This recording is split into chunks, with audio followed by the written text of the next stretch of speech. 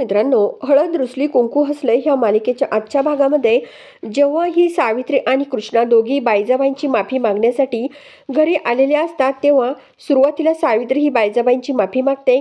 त्यानंतर कृष्णा ही बायजाबाईंसमोर जाते आणि बोलते की माफ करा बायजाबाई, मला चुकूनही वाटलं नव्हतं की मी तुमच्यावर अशी काठी उगारेल म्हणून आणि ती तुम्हाला लागेल म्हणून.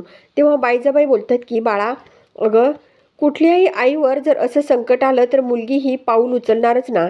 त्यामुळे खरोखर तुझं कौतुक करायला पाहिजे, तू हे मुद्दामून केलं नाही. असं पण ही बायजाबाई जेव्हा कृष्णाला बोलत असते तेव्हा गावकरी आणि न्यूजवाले तिथे जवळच उभे असतात. आता बायजाबाई ही या सावित्रीला बोलते की खरोखर ही मुलगी खूप गुणाची मुलगी आहे. आणि बायजाबाई ह्या आपल्या कृष्णाच्या चेहऱ्यावरून अगदी प्रेमाने मायेने हात फिरू लागते आणि कृष्णाचं खूप तोंड भरून कौतुक करू लागते.